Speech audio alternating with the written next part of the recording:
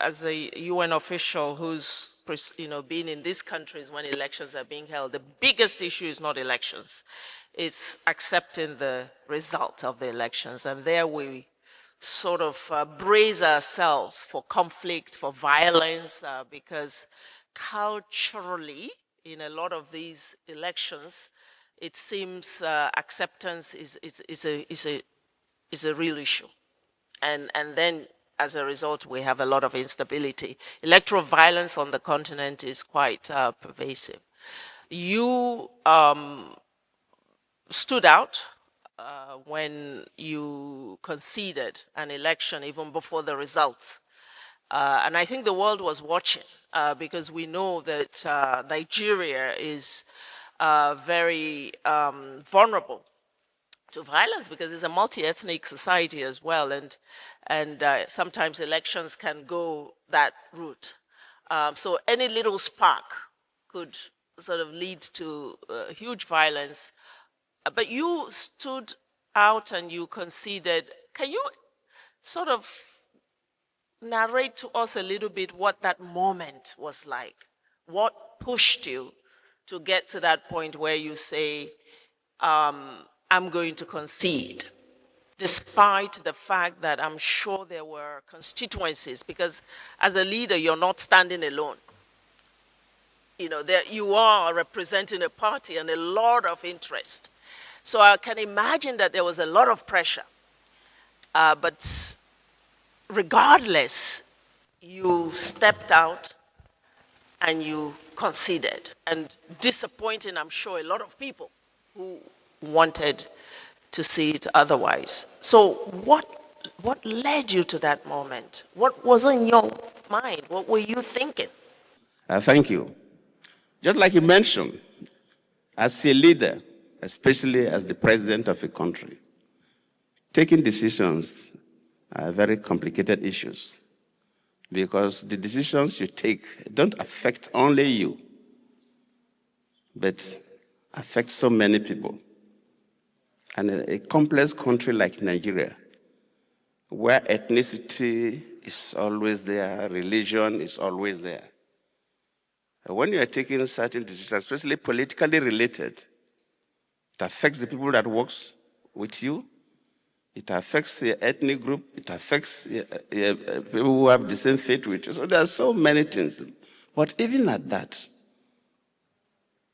a president must take very hard decisions as long as you are convinced that that is in the best interest of the people, even if that decision will cost you personally.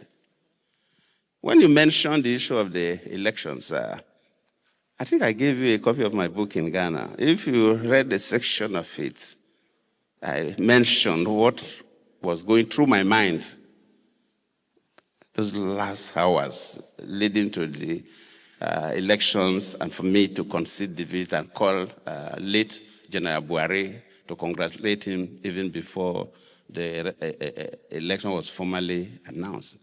One thing can guide anybody to take such decisions. First and foremost is the motive that takes you to politics. Why did you get into politics? On the average, I can say probably more people get into politics because they want to make money. If that is your driving motive for going to the politics, then you wouldn't want to leave the office. You prefer to die there in the office. But if that is not the reason, you want to serve the people, and you notice that things have changed, and if you don't take certain decisions, it will affect the very people that you want to serve. In Nigeria then, I knew as a president that the country was very tense, and it could have led to killings and destruction of private properties. And when I look at the whole scenario, I felt that no, it's not about being the president of Nigeria. In line with my slogan during the campaigns, that my political ambition to be the president of Nigeria is not worth the blood of any Nigerian. So I had to take that decision to make sure that we protect people's assets, Because we worked hard for that 5 years I was the president of Nigeria. We encouraged local and foreign investments in the country. And I cannot sit down and watch people vandalizing and destroying people's investment in the name of political conflicts, like we see what is happening in South Sudan, what is happening in Sudan and other countries. These countries have been degraded because of leadership struggle. And I feel Nigeria should not pass through that trajectory as a nation. So it was easy for me to take that decision. It was not too pleasing to everybody. And of course, people who worked with me suffered because of that decision. But still, I'm happy today that I took that decision to save the life of people, to protect the investment of Nigerians. And I think Nigerians even appreciate me more now than when I was in office. So what is the issue of being a president for? Anybody can be a president. But when you become a president, what did you leave behind? What will people remember you for? That is fundamental. Thank you.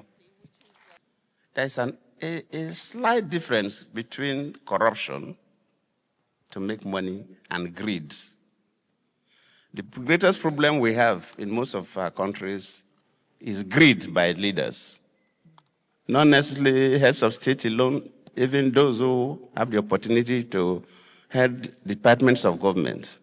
It's greed that can make somebody steal money that you will not spend.